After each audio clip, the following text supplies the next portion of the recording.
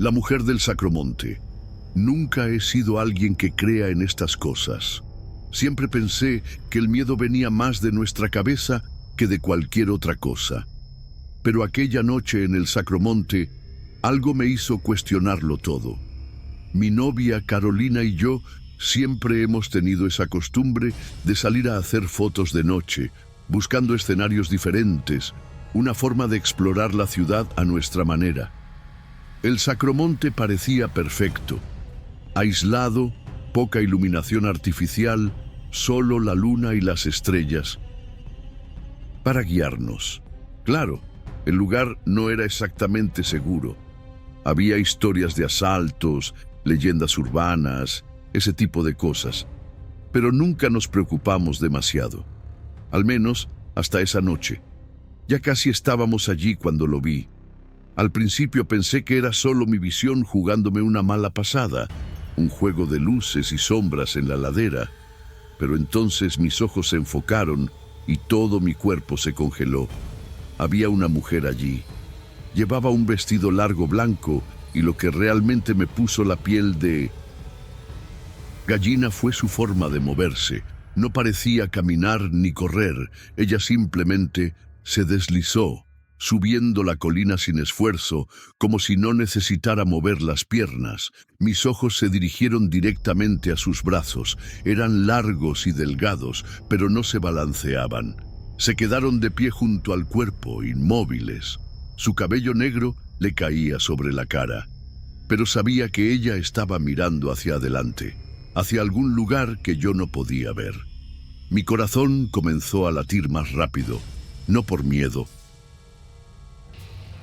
exactamente, sino porque mi cerebro simplemente no podía procesar lo que estaba viendo.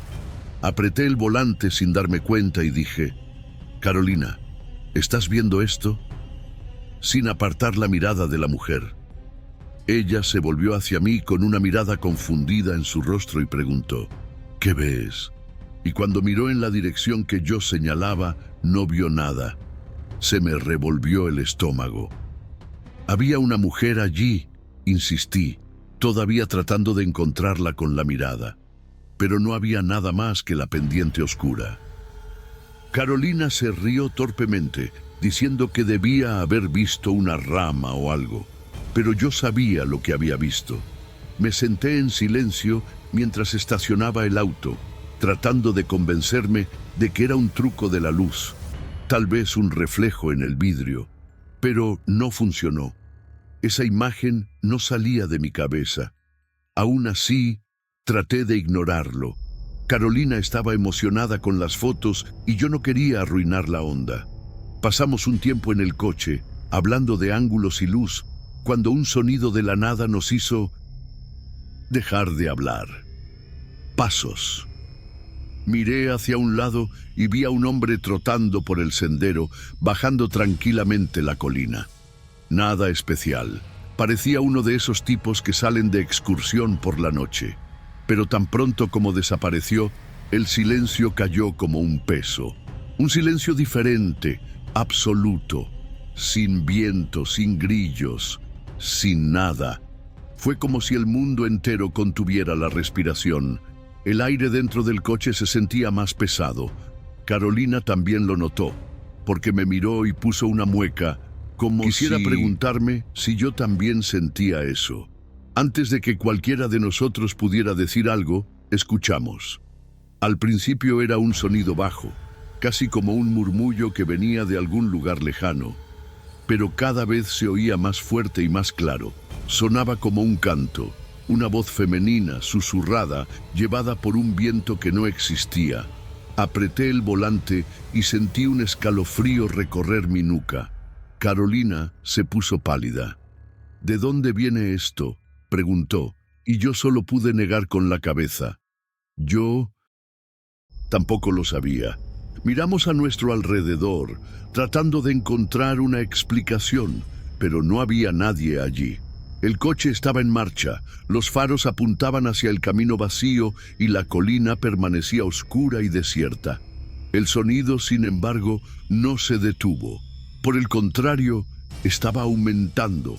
Ahora ya no era un murmullo lejano, Era como si alguien estuviera cantando muy cerca, como si esa voz invisible nos rodeara. La canción no estaba en español, no era una melodía común.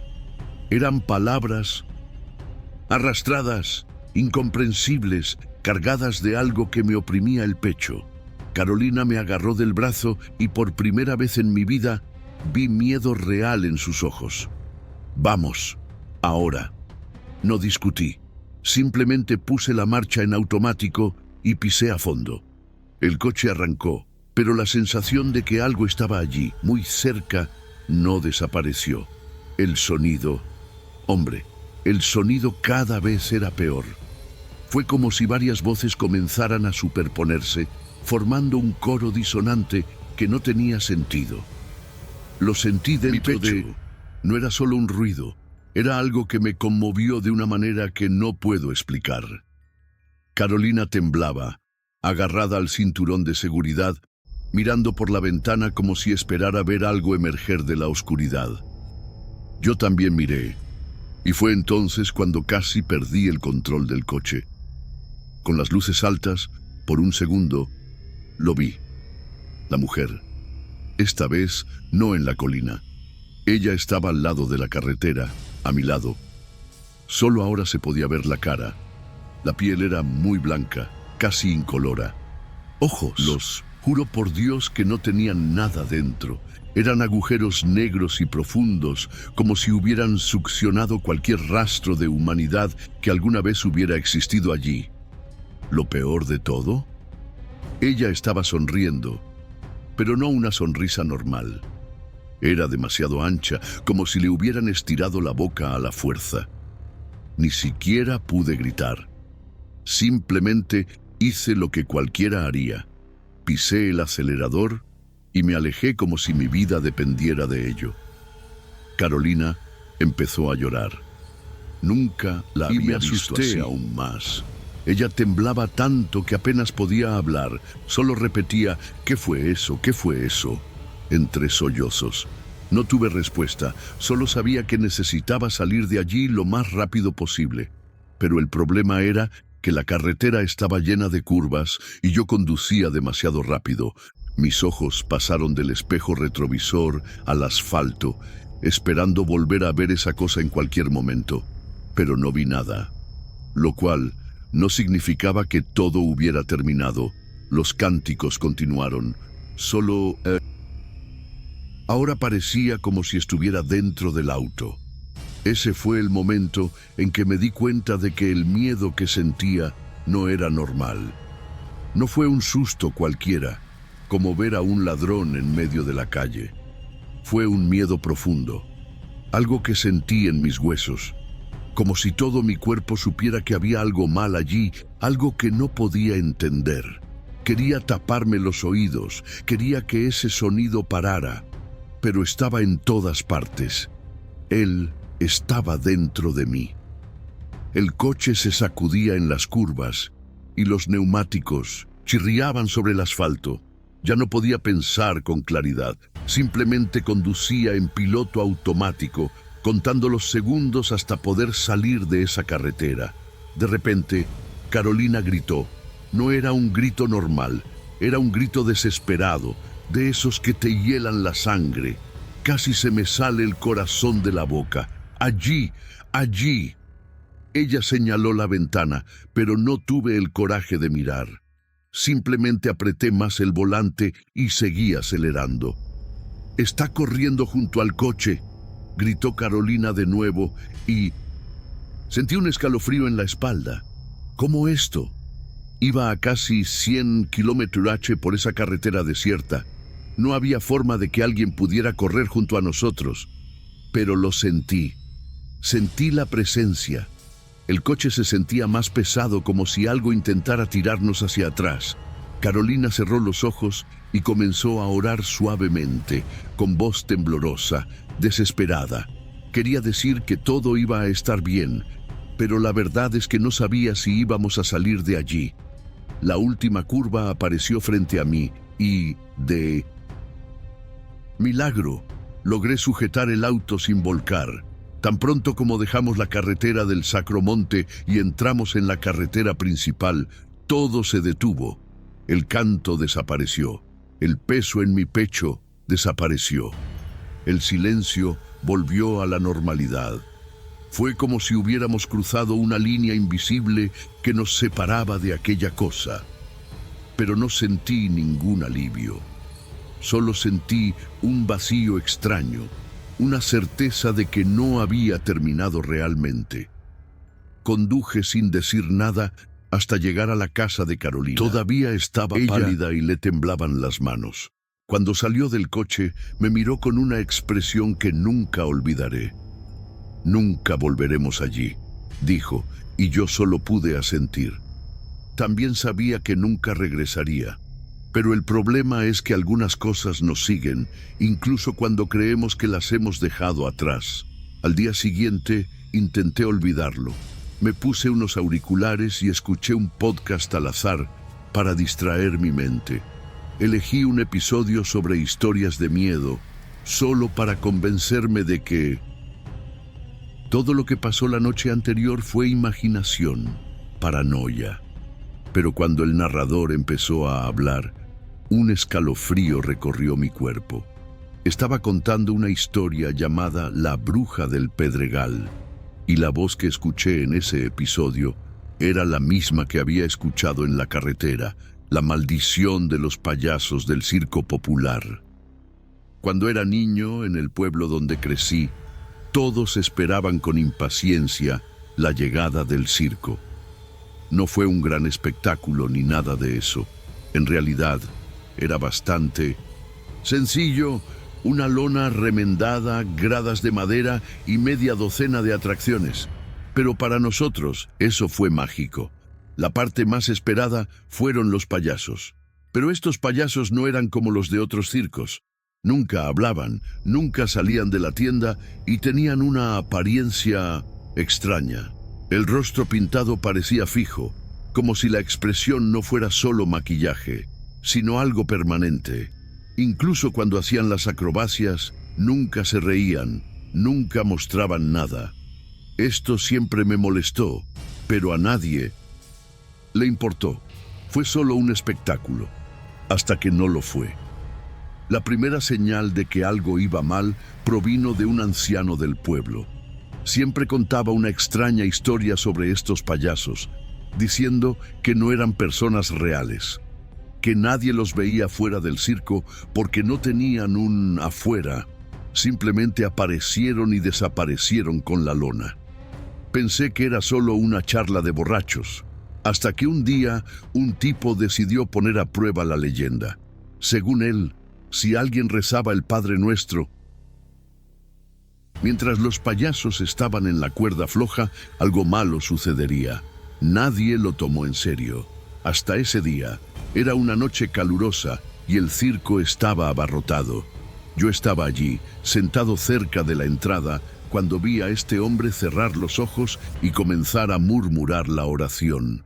Lo hizo como si no lo creyera, medio en broma, pero en el momento en que terminó las últimas palabras, sucedió. Uno de los payasos que caminaba tranquilamente sobre la cuerda floja se detuvo de repente. Por un segundo, el tiempo pareció congelarse. Todos guardaron silencio, como si algo estuviera a punto de suceder. Luego, sin previo aviso, se cayó. La caída fue fea. El cuerpo cayó al suelo con un golpe seco y pesado. Al principio algunas personas se rieron, pensando que era parte del espectáculo, pero entonces la sangre empezó a extenderse. Los niños lloraron. Los adultos se levantaron en pánico silencioso. El payaso no se movió. Los demás artistas tampoco hicieron nada. Observando, se quedaron allí parados, como si ya supieran que esto iba a suceder. Fue en ese momento que vi a uno de los otros payasos acercarse al hombre que había rezado. Bajó la cabeza y por primera vez uno de ellos habló. «Amigo, no te hicimos nada. ¿Por qué nos hiciste esto?» El hombre se quedó congelado. Vi su rostro perder todo color como si en ese instante se diera cuenta de que había cometido un error. El payaso no gritó, no acusó, ni siquiera parecía enojado. Él solo parecía triste, muy triste. El circo quedó en silencio. Lo único que se oía eran los sollozos de algunos niños y el murmullo de la multitud confundida. El cuerpo del payaso todavía estaba allí, inmóvil en el suelo. Nadie sabía qué hacer. De repente, los demás artistas comenzaron a apagar las luces, recogiendo sus cosas a toda prisa. Sin previo anuncio, el espectáculo terminó. La gente se fue en silencio, como si saliera de un funeral y no de un circo. El hombre que había rezado fue el último en irse. Recuerdo que él me miró como para asegurarse de que era real.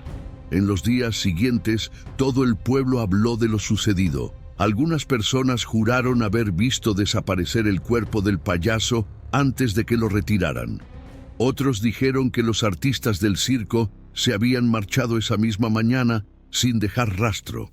Pero lo más extraño fue el propio hombre que dijo la oración.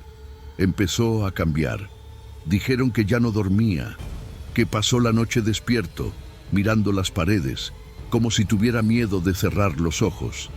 Y entonces, algunos comenzaron a ver sombras en su casa, pequeñas figuras moviéndose en los rincones, susurros que vienen de la nada. Dijo que los payasos todavía estaban allí, que en realidad nunca se habían ido. Una noche oyó que llamaban a la puerta. Cuando la abrió, vio a 3 hombres de pie allí, sin maquillaje, sin los trajes coloridos. Pero él sabía quiénes eran, los payasos. Por primera vez, alguien los vio fuera del circo como personas normales. Pero había algo mal con ellos. Un peso flotaba en el aire. «Venimos a hablar», dijo uno de ellos. Le pidieron que comprara una botella de brandy. Él no entendió, pero obedeció. Cuando regresó, los 3 estaban esperando, en silencio. Sirvió la bebida en vasos de cristal, pero no la bebieron. En lugar de eso, comenzaron a verter el líquido en el suelo, murmurando palabras que no reconoció. El olor era fuerte. Era como si algo estuviera sucediendo allí, algo que él no entendía. Cuando le pidieron beber, dudó. Pero algo dentro de él le decía que no tenía elección. Dio la vuelta al vaso y sintió un sabor amargo, casi podrido. En el momento que tragó, todo se volvió diferente.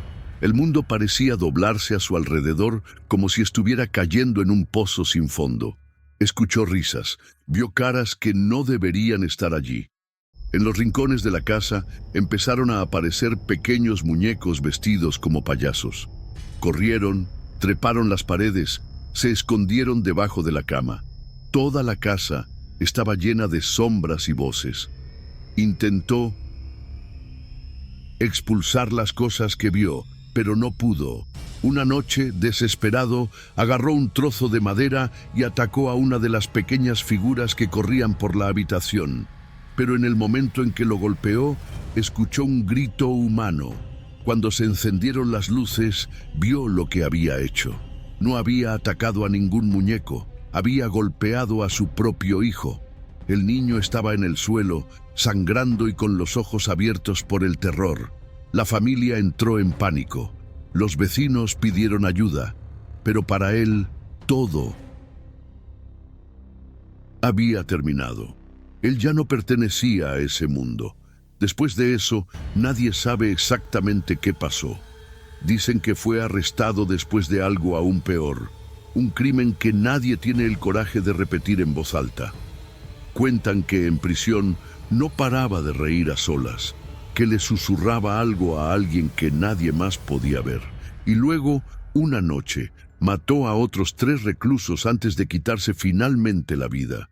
El circo nunca regresó al pueblo, pero de vez en cuando alguien jura haber visto una pequeña figura de tela tirada en la carretera, un muñeco payaso, con una amplia sonrisa pintada en su cara.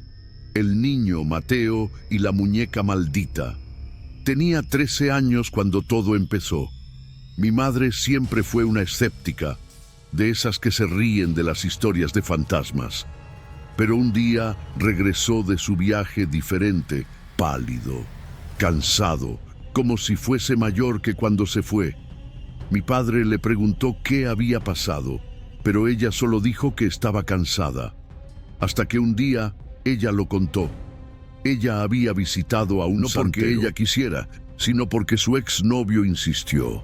El lugar estaba oscuro, lleno de velas y olor a hierbas quemadas. Pero lo que más llamó la atención fueron las muñecas.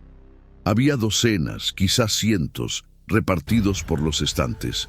Algunos parecían normales, otros no tanto. Pero fue uno en particular el que llamó su atención. Era una muñeca con un vestido blanco, con una cabeza desproporcionadamente grande y cabello negro garabateado, como si alguien la hubiera dibujado a toda prisa. Cuando ella tocaba, el santero se quedaba en silencio, la miró pálido y dijo: «Has cometido un terrible error. No debes tocar estas muñecas». Mi madre se rió, pensando que solo eran palabras de un charlatán, pero cuando regresó a casa, todo cambió. Empezó a sentir que no estaba sola. Escuchó pasos que recorrían la casa a primera hora de la mañana, risas de niños en la oscuridad, y luego empezó a hablar de un niño llamado Mateo. Dijo que Mateo estaba perdido, que se quedaría con nosotros por un tiempo, pero nunca vimos a este chico. Las cosas se pusieron raras rápidamente. El cuarto de mi madre empezó a sentirse frío todo el tiempo, incluso en el calor infernal de Ciudad Obregón. A veces nos despertábamos en mitad de la noche oyendo voces, pequeños susurros que vienen de debajo de la cama. Un día, mi hermano menor se despertó llorando, diciendo que alguien le había quitado la manta. Pero no había nadie allí. Poco a poco, mi madre dejó de comer, dejó de beber agua. Parecía estar cada día más débil. Una santera vino a nuestra casa y dijo lo que nadie quería oír. Mateo no era un niño, nunca lo fue. Era algo que absorbía la energía de mi madre. Y lo peor, quería a mi hermana, que todavía estaba en su vientre. Cuando nació mi hermana, fue como si el mundo contuviera la respiración. En el momento en que ella llegó al mundo, todo se detuvo. El silencio se apoderó de la casa. Mi madre se desmayó y luego no pasó nada más. El fenómeno simplemente terminó. Por un tiempo todo había quedado atrás. Pero 6 años después comencé a sentirlo de nuevo. Pequeños detalles. Me susurraba al oído cuando estaba solo. La sensación de que alguien estaba detrás de mí. Hoy, ya adulto, viviendo con mi novia, a veces me despierto en mitad de la noche con la sensación de que hay alguien en la habitación. Mateo nunca se fue realmente. Lo siento, y sé que un día volverá.